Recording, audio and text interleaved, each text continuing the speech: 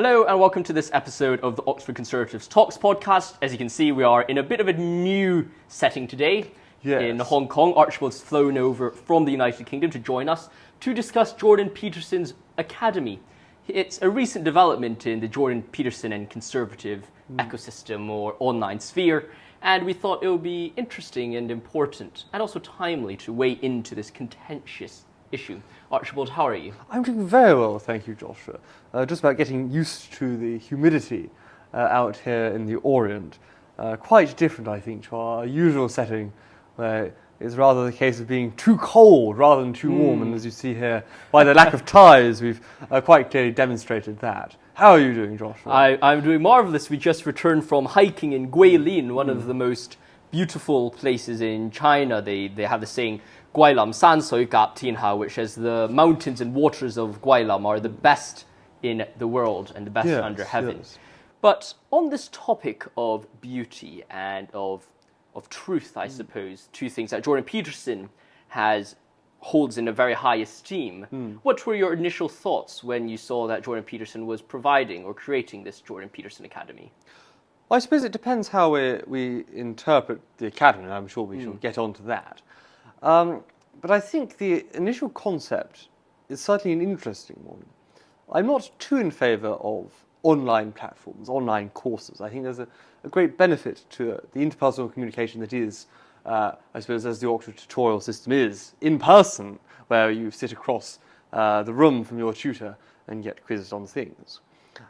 But in this case, I think it was more sort of, I suppose, a lecture platform to decentralise, as I think his message is, decentralise education and to allow more people to access it. So, as I suppose you have a central location, people have to travel to it, people stare at it, but here it was something much more decentralised. So it was certainly an interesting concept, and given the state of university teaching with ideologies being put in, it was certainly an interesting proposition. I wonder what your initial thoughts were on it, and perhaps if you could explain the what the Jordan Peterson Academy seeks to solve.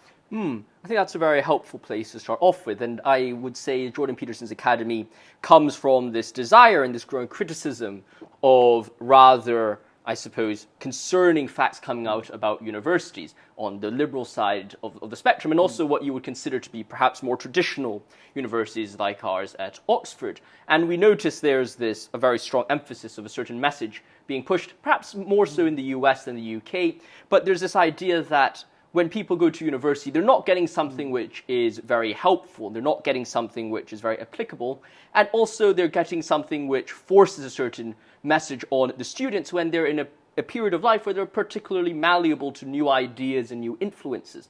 A good example of this would be when I was looking at this Instagram reel came out. It was kind of the hype, or came out quite popular in, I think it was 2 months ago, where the interviewer was asking some NYU students about their majors or their master programs, and some of the things they came up with, like, I have a master's in genderqueer studies of ethnic minorities, etc., was just very concerning. Well, you see, you point those, but I saw one video worse on the good old Instagram, or as a friend of ours, the InstaChat reels that came out.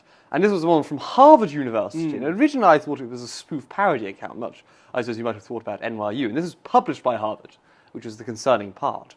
And they're saying, what are your PhD majors? Because they like to use that rather odd terminology, being the US.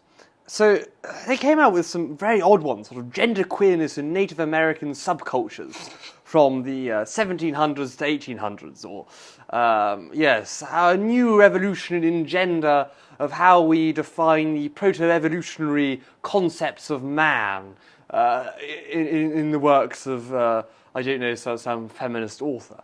And so they were coming out with long spiels. And this is one of Harvard saying, look at our PhDs, and they were all along these lines. There was no one saying, well, I'm looking at the quantum mechanics of so-and-so, I'm looking at how subatomic particles interact.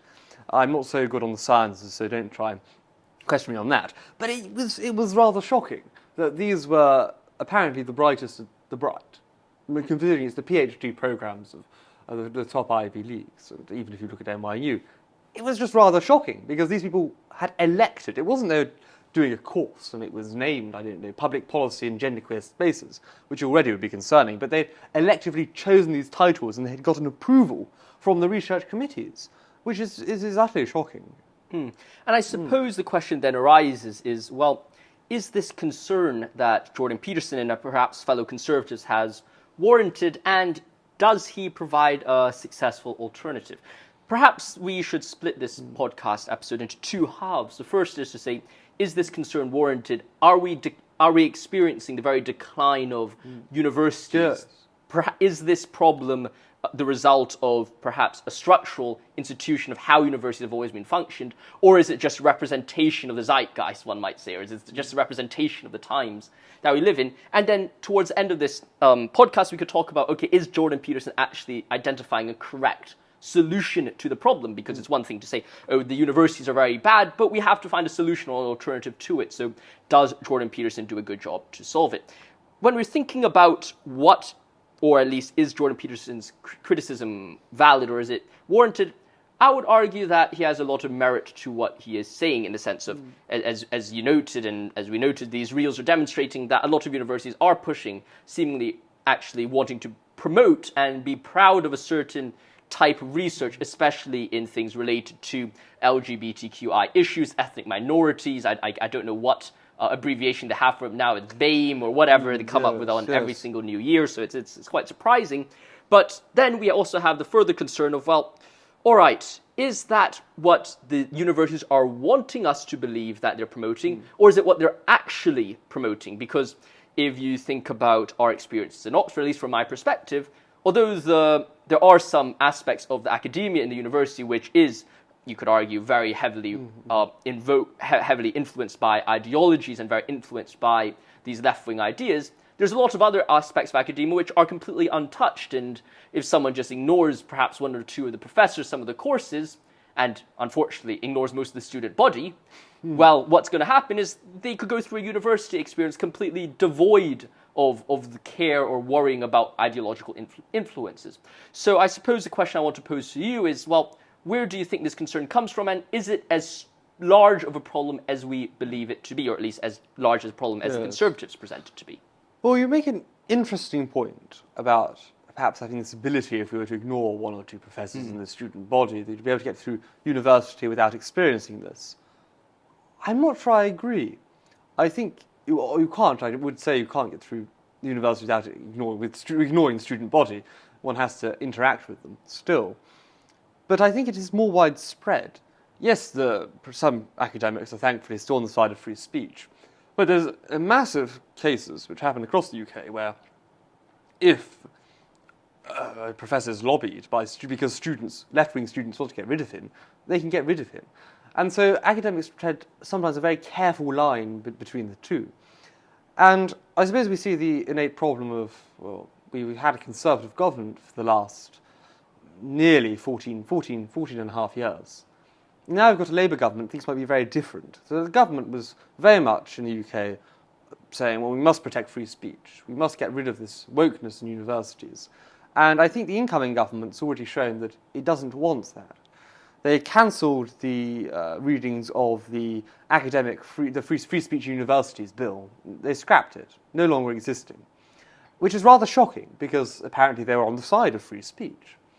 And so I actually would argue it is a bigger problem than we think, because there are the administrators of the university who very much push this set of agenda, even if some academics are generally on the side of free speech, which is marvellous. I'd say most of the ones I've met are. But again, there's a few who move in faculty boards that aren't. I suppose you see it in even when we joined Oxford, when we joined college, we had a series of workshops put to us where we were put in with generally outside conveners for it. But they're quite clearly chosen. I'm not sure if they were chosen by the JCR, the Junior Common Room, so the student body of each college that decides where the students shall go. Or, I think in any case, it would be approved by the officers and the fellows of the college. And one of them was about an LGBTQI, whatever you want to put on top of it, workshop, which was actually in its very nature concerning, because I suppose if someone was anti-LGBTQI or they thought there was going to be a problem, I don't think a workshop would particularly change it. But it's more the worrying part was the facts that were presented, or rather the falsities that were presented as facts. So there's one case where it was claimed, for some reason it got onto BIPOC and BAME, these new terms, where BIPOC is black, indigenous, person of colour, and BAME is black, Asian and minority ethnic. And it was argued that BIPOC is now the more inclusive term, and that is what we should be using to be correct. Which in itself, I thought, was concerning, because if you look at it purely logically, a black, indigenous person of colour only covers the person who's indigenous, and it has to be a person of colour, basically. So the white ethnic minorities aren't covered by it. So things perhaps like the Roma people aren't covered by it, or other smaller ethnic groups. They're now ignored. And BAME actually covers a lot more because it's black, Asian, or minority ethnic, which has a much wider basis. And however much I disagree with certain terms and, again, the reporting done of it and policies put in play, I think we should be more meritocratic. I think purely presenting it in that way of saying BIPOC is more inclusive is ludicrous in its very nature. And when I raised this, the convener got very hot-headed. And she wanted really that there was something going wrong here. That was put onto us. That she said, "Oh, I shall have to get back to you after the break." Never got back to me, I think, for quite obvious reasons. And there was another instance where it was portrayed that intersex people, this was again on the move, I think, to foster greater acceptance among us, that a woman can become a man and a man can become a woman with transvestites. And this was presented as being 2% of the population. So I thought, well, I know this statistic. It's 0.002% of the population are intersex under the common medical definition. So I asked what definition she was using to explain this term. And she quoted the definition that was indeed the 0.002%. And she claimed they were common as gingers, which is utterly nonsense because there's a 100-factor play out of it. And so these were just presented to Oxford students as facts. And it wasn't really an air of, yes, you can question this. If you questioned it, it was seemed as shocking. We had another session where we were meant to portray all these bits about what does power mean to you? What does inclusion mean to you? And the answers coming out of the student body were, I suppose they'd already been indoctrinated from their secondary education. But they had to answer right. And you could see some of the faces, thinking it was a bit funny and not really wanting to write anything, and others eagerly putting up their hands. And I got some flack because I just answered how I thought.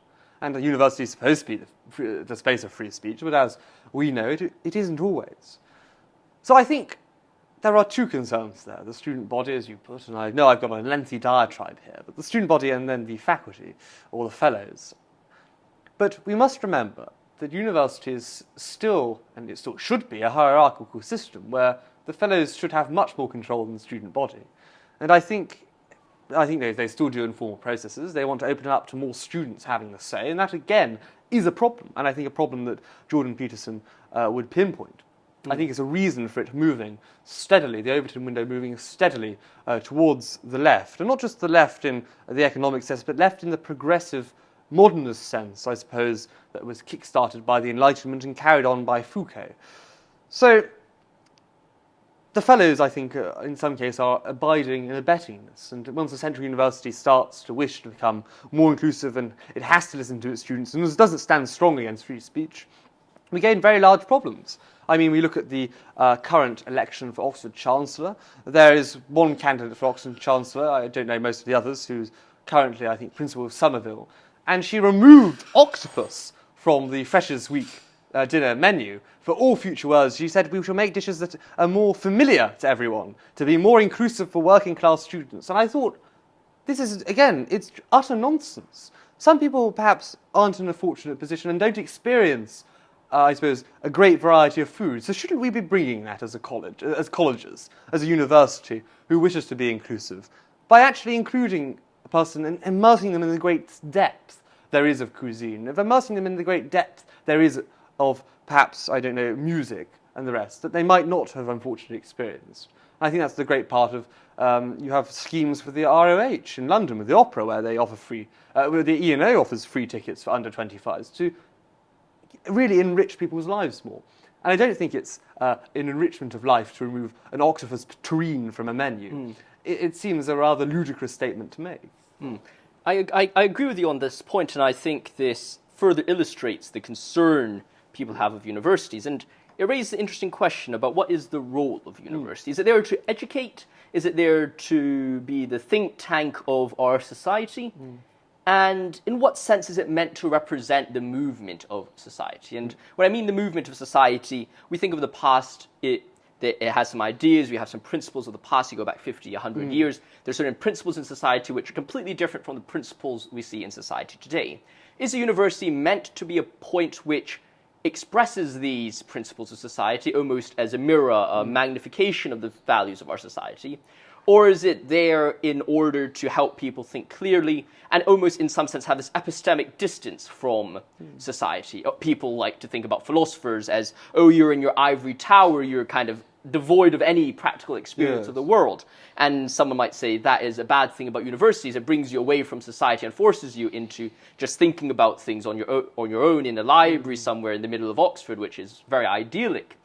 However, I would like to make the argument, especially given our kind of common agreement of the dangers of current society and the movements and the ideologies which are being presented, perhaps it being an ivory tower is precisely what we need from universities in the world today, precisely because if we have it too tied into society, all it does is just to change by the times. It doesn't allow people to think clearly, because of course times are changed by the few minorities speaking out almost in some sense, and they have, of course, I like the great man theory of history, so you have these great men who come out, or should I say women, but well, that's a different debate. We have these great men who change and develop society, and most of the other societies are always lagging behind. If we use this university as just a reflection of society, which I think is what we're identifying as a problem, what is going to happen is, well, we're never going to have that movement, we're never going to have that progression. But if we allow the university to be an ivory tower in some sense, to say, you're going to university to think freely, to learn, do research, in whatever field you are, humanities, sciences, whatever it is, you're able to then say, all right, I can actually think for myself, I can then have some ideas, make some progress in society, make some progress to the world around us, and then from the ivory tower come back, as the philosopher King would do, to influence society and really lift it up. Because when we notice these categories are being collapsed into each other, I think a lot of the problems that we're identifying, and I think the conservatives are identifying, then become so apparent and so profound. I was wondering what you think about that. Yes, I take your point. I mean, I'm not sure how much people could really identify and make an argument that philosophers currently, or universities currently, sit in ivory towers. I think the problem is they've become too much non-ivory towers, towers made out of mud, in effect. Because they're really just giving credence to bad ideas that arise from the popular social ideas. And when students come into university, they try to lobby the university to think in the way that the masses think, where university really should be about exploring perhaps indeed the unpopular ideas. So when people like Foucault came about, when the thinkers which have currently caused the mess we're in came about, yes, indeed the university should perhaps allow for that research to be free. But not necessarily propagated, but allow interesting forms of research and to have that academic debate. And I think that's a very useful part, to allow everything to be explored.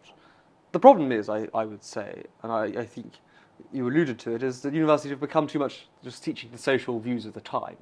So if we perhaps look at the politics courses at Oxford, there's not a paper on right-wing thought. Plenty on left-wing thought.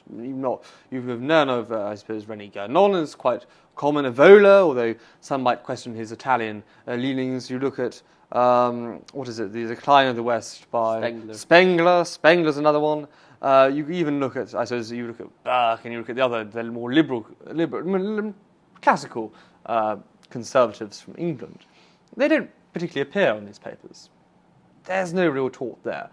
And yes, you see the rise of gender studies and these things, but you don't see the rise of the opposite. I think that's the dangerous part. If you have an idea put forth, why not put the other idea, the argument made strongest against it, and the argument strongest for it, and teach students, I think, this critical thinking that you alluded to. I think that's principally the point of universities, to teach people not what to think, fundamentally, but how to think, how to question things.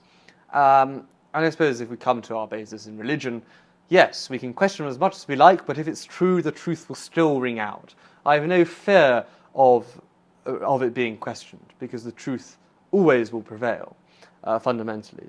So what's wrong with this question? It tests if something is good. And I actually think in the current day and age, with a lot of the mumbo-jumbo being put out in journals and so on, if it was actually put under proper scrutiny and was tested, I think we'd find out it was really that of mumbo-jumbo, written on cloud cuckoo land, to borrow a common phrase from the House of Commons in the 1970s.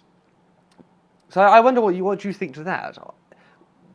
How can we perhaps go forth? How do we interpret these universities? And do you see a large-scale problem as perhaps I do? I completely agree with you in the sense that university has changed significantly. In the past, getting a university degree was almost optional. It was there to develop or further your career if you were deciding to study in a university. If not, you'll go to a trade school or do some apprenticeship. Whereas nowadays, university almost becomes a universal necessity for anyone trying to look for a job, or at least is presented by people as a universal necessity, which I think is a very dangerous presentation. And I would argue there's perhaps some more sinister motives or financial motives behind people promoting, oh, you must go to university, you must go to university. I think there's something very sinister there, because not everyone needs to go to university. But I would say, okay, let's accept university, everyone's going to university. How are we meant to approach that? Where should we step forward? I think there is a benefit to more people entering into university, but how are we meant to kind of teach them? How are we meant to approach this whole idea? Because it's a very special time. You're very malleable. You're 18 to 22, maybe 23 if you're going to the US. How exactly are you meant to approach this group, or this kind of these adolescents in many ways, sense of the world? Well, the idea to me, I would say, is it's very important that you, as you rightly note, have free speech, have discussion, but it's also very important to have some fundamental principles, not on the idea of what topics or what ideas being taught, but rather a very strong structure of okay, this is the boundaries of how you can treat people you disagree with, and these are the boundaries of proper discourse. Because I think a lot of times these boundaries are poorly upheld, and unfortunately these boundaries are done to almost even protect certain viewpoints. For example, with the LGBTQI issues, you see loads of these statements or loads of these clauses coming into people's contracts when they're joining a university of, oh, I have to affirm this, I have to affirm that, I have to be respectful to this, I have to respectful to that, these anti-harassment stuff. But then when you actually read in fine print, it doesn't protect all different ideas. It purely protects the ideas of a certain ideology, and when someone goes out of that group, as much as they try to word it in an inclusive way, it's not presented, or at least, well, not presented, but it's not applied in a way in which it protects all viewpoints equally. So my response to your question is to say, well, actually, we need to have some stronger principles in play, which says we need to protect all types of viewpoints and protect them with the equal form of rigor. Now, I don't want to get drawn too far down this university route, because that could be for a completely different episode. I would like to talk a bit more about Jordan Peterson Academy, which is the title of this video. We've talked a bit about some of the concerns of the universities and some of the problems which arise. Where do you think Jordan Peterson Academy lies in this kind of this potential solution, and how does it address these problems?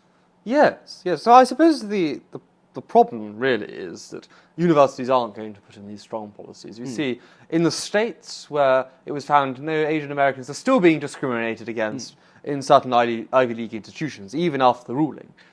Again, if the people at the top don't want to change, it won't change. We look at the UK government scrapping the freedom of speech bill for universities. Scrapped, gone. So I don't think it's going to change anytime soon, unfortunately. It can only be changed from the inside, not from throwing stones on the outside. So, in this case, Jordan Peterson's Academy does pose an interesting challenge. I suppose the only lacking part is, it's not, again, this is one of its selling points, is it's not like any traditional university. And I think that therein lies its own problem.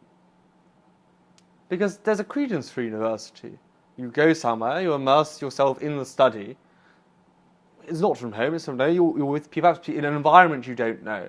An environment that's not perhaps particularly at home. And it makes you think in a different way. It makes you adapt and question and perhaps change and mature. And I'm not sure this would be aided, again, by an online experience. Perhaps, indeed, in this case, it's more beneficial because they aren't being malleable into all the other sets of wokery. But I think you can't compare the two. I don't think it stands up as an alternative. It stands up, obviously, as an alternative to the traditional university, but it doesn't stand up as a challenge to it, I think, fundamentally. I suppose it's yet to get accreditation, fully, or full accreditation. And even in its own style, I mean, the point is it does have some very good professors. I mean, James Orr is part of it, for one, a very, very good philosopher currently at Cambridge. So they have enough credence of professorship. But how it's actually going to be executed is very different. And I think, personally, the tutorial system is a model of how universities should run. That isn't going to be done here. So I think there's some innate problems that don't allow it to be compared side to side. It offers an entirely different experience. And so I suppose online videos, watching lectures, it isn't the same in any case. Yes, it does give good information, and perhaps that's its use, is to say, actually, we don't need education how we viewed it so far at university, considering the way it's gone. Actually, it's better not to have it. Here's instead some interesting things to think about. And in that case, it's very good. A lot of top-quality lectures and so on. But I wouldn't think it equivalent to university in any case. I wonder what you think about that. I completely agree with you on the idea of the social aspect of university. In some sense, I talked to a lot of my friends who've gone to university, and they're like, I don't exactly like what's being taught, I don't exactly like the subject, but what I've gotten most out of it is the people. It's the people you meet, the things you learn from, the people you learn from, the friends you make along the way, and I think that's actually what university is for, and I'm somewhat concerned about whether or not the Peterson Academy does an equivalent job at promoting that community. I mean, it does say you can reach out to fellow course mates, you can have that kind of online, I suppose, texting experience with them. But there's still this, I suppose, difference when you're actually all on one campus or all in one city together and you're meeting university students, you're interacting with them in societies, etc. I think there's something which is that's something which is very difficult to be recreated. However, almost in defense of the lecture series, someone could potentially say, well, okay, Oxford, Cambridge, you have tutorial systems, that is a very unique experience. But if you go to most universities around the country, in the UK or even in the US, most of the classes are all lecture-based. You go to a lecture, you write a test at the end of the year, that's basically all you do. In that case, is there any difference objectively between me sitting at home watching a lecture on my laptop and me just actually attending in person? Of course, the social aspects there as well. But from the side of education, material alone, is that a sufficient replacement? Well, I suppose you could argue it might actually be better. If you look at what happened in the coronavirus pandemic, university was online. It was, I suppose, much the same format as perhaps Peterson's Academy is. And still now, some lectures for some places are online. If you look, I suppose, at other lectures, some students just choose to miss the lectures. They got all the social aspect, but they choose to miss the lectures and watch them on record, on replay. So, I suppose the lectures there will be of high quality. They have professors from Harvard, from Oxford, from Cambridge. They're good academics. I think, on par, yes, you do miss the social aspect. I think that's the main lacking ability. But if we're talking about education, really, I suppose that's the fundamental, not the social aspect. I think it does provide an interesting replacement. Although my own problem is, I criticise that way of education. I think a tutorial system is a much better way of education. I think that's the uniqueness to Oxford and Cambridge, and I think it would be much better if it was actually expanded elsewhere. I think the amount of people going to university is indeed far too many, and perhaps some accuse that of being elitist to say. But not everyone is cut out for academia. Academics aren't cut out for a lot of the other things. They aren't perhaps cut out for the trades. I'm about to say academics, some aren't even cut out for academia. They aren't even cut out for academia, but that's the problem, I suppose. So everyone has a particular purpose. Not everyone's purpose is the same. We're not about what Kamala Harris or Comrade Harris, as President Trump would now say. Comrade Harris would say all about equity, that however we differentiate, that we might end up from different places, we all need different help to all reach the same place. That's not what the world's about. The world has inequality, and I argue that is to some sense a good thing, because life isn't equal. Nothing, whatever you do, life will still not be equal. There's unequal abilities between even bodies. You look at Joshua and I. We went hiking, and Joshua doesn't suffer from the heat as much as I do. Perhaps that's down to other environmental factors of Joshua's very large gains in the gymnasium. But in this case, life is unequal in many aspects, and perhaps equality of opportunity is a different thing to discuss, but the tutorial system is, in principle, how it should be done. It is proper teaching, to some extent. Sometimes some tutorials aren't quite as good, we must recognise, not quite as good as another tutor. But it's still style of teaching is a darn sight better, I think, than you get anywhere else. I think that's the fundamental issue, I think, with education, is it puts you in front of a maths lecture, and teaches you very general things. It doesn't teach you how to think. You're not being asked the difficult questions. And someone might say, I understood everything in the lecture, so no questions. Another person might say, actually, no, these are difficult bits, and they might learn. But the tutorial system ensures that you do learn, because it tailors it to the individual. And I think that's what's important. And Peterson Academy, I think, will miss that. It's for a mass market, not a tailored set. I completely agree with that concern, and perhaps I'd like to present another concern. It's the idea of it being said devoid of ideology. And as much as I believe Jordan Peterson is completely well-meaning of this, I do have some concerns about calling an academy after yourself, for one, especially when that self is at least viewed by most as a conservative thinker. I suppose it's his brand. Yeah, it's his brand, but still in some sense I feel... You look at Harvard, you look at Yale, you look at Princeton or Oxford, Cambridge. Yes, some buildings might be named after people in the past and whatnot, but still it is almost separate from an individual personality. Whereas with the Peterson Academy, it almost, as a solution to universities, makes it all around the central figure, which is unfortunately, or fortunately, a conservative figure. And what I think then arises is, well, how exactly are we then going to mean or interpret devoid of ideology? Is it not teaching people conservative values? Is it teaching people conservative values? Are some professors on their liberal? Are some professors on their conservative? I hate these categories, but I suppose from a broader view, just for the sake of the argument, the liberal professors, conservative professors, is that what we mean by devoid of ideology on that platform? I'm not really sure about that. Well, I suppose therefore we come into the difficult question of what is ideology. Because if you look at it 100 years ago, their central position would now be viewed as far right. So I think the non-inclusion of far-left professors is probably a good thing to some extent, because they don't allow for a different ideology. The right-wing professor generally, if we were in a conversation, the problem I think it is because it's only lecture-based, particularly from my understanding, would probably allow for other opinions to challenge it, and then you challenge them back, and I think that's an important thing. But it's also then useful if you have certain, perhaps, professors playing devil's advocate to a right-wing idea and saying, but this and this, and you can say, oh, but so I disagree with you vehemently. I think that really a man cannot become a woman for so many different reasons. And then you can have that interesting discussion. I think that greatly aids even the argument of, indeed, I would say that the person arguing that a man can't become a woman is 100% right, there is no question about it. But having that level of argument against someone who thinks differently is invaluable in developing the argument of why, indeed, your position is your position, encountering the objections and dispatching with them. And I think that's lacking. That's lacking.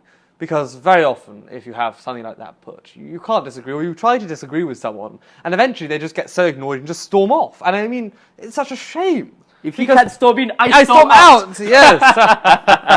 Because you should be able to have that discussion, a frank discussion, and put the points of view and clash the heads together. It makes it much more interesting. I think that would be achieved, but I think, again, the limitations here come from its lecture series, and if he doesn't have left-wing professors on, I suppose it does have, you could argue in the modern day and age, an ideological streak, although I would just argue Jordan Peterson is actually rather a centrist. I completely in the agree traditional on sense, that, classical liberal and all that. Yes, and perhaps one concern I have, I'm sure this is a personal pet peeve of me, is just his idea to himself record himself doing the Introduction to Nietzsche series, because as much as I respect Jordan Peterson as a psychologist, he's a professor in psychology, very well accredited, I'm not too sure about how well he is an authority on Nietzsche, because if I think of Nietzsche scholars, there's a lot of scholars out there which have written very influential works on Nietzsche, and there's a lot of material on Nietzsche and these professors are still alive, where he could have reached out to them to do the Introduction to Nietzsche one. And I am perhaps cherry-picking, because this is one of the many courses he has on the platform, but I still, at least when he was promoting the Jordan Peterson Academy, I have to say I had a bit of a bad feeling in my mouth when I saw just the ads for the Jordan Peterson Academy on Instagram was his Introduction to the Nietzsche series. I'm like, I'm not sure whether he should be seeing himself as the the point of authority on this subject. And I wonder whether this is going to be a problem across the board with the other courses on the series. And this is somewhat of an open question to you, but at the same time, I have some concerns about that as well. Mm-hmm. Yes. Well, I suppose let's go back to my other point about liberalism and conservative. I don't really have too much of a problem with the conservative view as taught. I mean, I believe it is the right view in Helm, but if you're liberal, you'll disagree with that. But on the point of Nietzsche, I suppose any academic can do somewhat of a job on other fields. But the side problem is you could get someone to do a better job. And I think that's much more vital. If your his specialism is psychology, and I see he's jolly good at that. His lectures I've seen are marvellous, very engaging, excellent job. But no one is expert at everything. I mean, yes, polymaths do exist, but I think there's also a level where sometimes it's good to be taught by purely a specialist. The polymath absorbs that, and you can go out and argue. But to be taught by a specialist, I think, is a much greater depth, where if you've specialised for your whole 50-year academic career in Nietzsche, yes, perhaps you might not have a perspective on other things. But darn, do you have a very large breadth about what Nietzsche's views are. And so I think it's then interesting to have even, you said, conversations perhaps between Jordan Peterson and his professor on Nietzsche, where they disagree and they have a discussion. Again, I think that would be very valuable if the platform did have more of a discussion set. I think that's invaluable in the modern day university. I think it would absolve of this problem of, again, liberalism, conservatism, ideology, because two people disagree, you can hear multiple sides, you can hear multiple points of view, and perhaps form your own. So I think that would be vital. So it would be interesting to see how the platform does evolve. I do agree with what you say, and I think it's very important, at least with these courses, online courses, especially when it's online recorded, to really find the expert of the certain field that someone is talking about or is trying to present. And perhaps what we'll both agree on, and what I seem to be getting from your criticism of the Jordan Peterson Academy, is, and I think this could be quite easy to do, is to have a symposium section of the platform where people can listen to debates, listen to discussions on different topics, get experts from different fields, get them to debate, discuss, talk about their opinions on things, and that could really, I would say, improve this environment of discussion, sharing of ideas, this marketplace of ideas, perhaps. And I would say, to wrap off this discussion, I would like to address quickly the question of, does Jordan Peterson Academy actually achieve what it intends to do? Yes, we've already agreed from the very start of our discussion that perhaps it cannot fully replace the social and kind of personal dynamic of a university. But does it accomplish, I suppose, the aim of saying, okay, you don't really need to go to university, you could perhaps have a similarly helpful education with the Peterson Academy?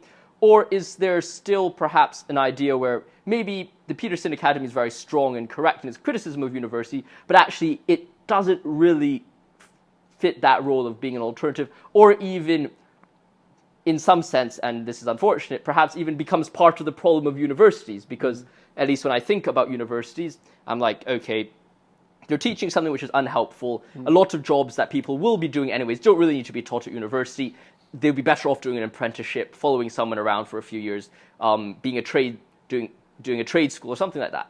I would say perhaps that is a better alternative to university. And Jordan Peterson Academy isn't exactly doing those alternatives either. So is it actually part of the problem? I'd like to pose that to you. Well, I wouldn't say it's part of the problem. I think its criticism is certainly correct, but I don't really see it does much. That's my criticism of it. I don't see its point. I think its point, if it wants to replace a university, is moot. Doesn't do that. If it wants to provide a set of information, perhaps like TED Talks and so on, though TED Talks have gone rather woke, yes, then it does provide a platform for that. But I don't see it replacing university at all. I don't see it solving even the problem of university. Yes, it wants to democratise people who can't afford university and so on. And yes, perhaps that's a good thing to expand their own learning. But it can't replace university, fundamentally. I mean, I'm not sure how does it actually mark students' work, does it have essays set? And I think that the whole university system in itself is failing as actually doing what the universities originally intended. So it's not... Jordan Peterson Academy doesn't do anything better. I think it doesn't actually do much. You can watch many things on YouTube of similar interest. You can read many books. And the people, I think, will be worthwhile spending their time learning a trade, going and doing an apprenticeship. I mean, a lot of it is They can't be taught on the job. There has to be taught on the job. If you look at most universities, how they function, they're actually a more in-person version of what Jordan Peterson's Academy is, except you have a few essays marked and perhaps a few seminar classes of 20 people and so on. But the utility actually for a job isn't there. Perhaps you learn a language or you do STEM research, and then that's different. But we're talking about humanities, considering that's what Peterson Academy will focus in, humanities. So in humanities, there's no real need for it. I don't see it cornering a piece of the market that's particularly new. Perhaps you look at other universities that are functioning that are actually conservative. I say they do a better job because they form the university how it was done, in person, not with this odd hybrid format. So in that sense, I would criticise the purpose of it. I don't think it provides what it says on the tin, and I don't see it really solving a problem. I didn't say it becomes part of the problem, for it doesn't have the intrinsic problems apart from, obviously, the problem with actually teaching. And that is almost every single university in the world, the vast majority of them. There's only a few who, I'd say, would teach in a way, in a manner that's particularly useful. Well, I'm glad to have discussed this idea. Jordan Peterson Academy is something which is very... Yep. I'm glad to discuss this idea. I'm glad we've been able to discuss this idea together, and Jordan Peterson Academy is evidently one of the, I suppose, the new kids on the block, the new face on the block of this, I suppose, alternative to university landscape. I think we've shared some of the common concerns of the university, and I think we would agree that perhaps if one's looking for lecture series, something to do on the side, could be an interesting thing to do, but it doesn't really provide an alternative to actual universities. And of course, the $500 per year does seem like quite a steep fee, at least in my especially for streaming, or Yeah. effectively, I think, streaming platform. I could be wrong, and perhaps it does have some essays you write and get marked by these professors. Yes. Though I would say that there are a lot of very good interviews and series on YouTube by leading professors in their fields on Heidegger, Hegel, whatever online that you can find, and those are absolutely fascinating. So I'd like to end this this video, as we normally do, with a toast, but not with alcohol, but with water. Yes, it was with the very redolence with the water in my Yes. glass, but a To, drop is a drop. Jordan Peterson and his Indeed. continued success, I would say. Yes, cheers.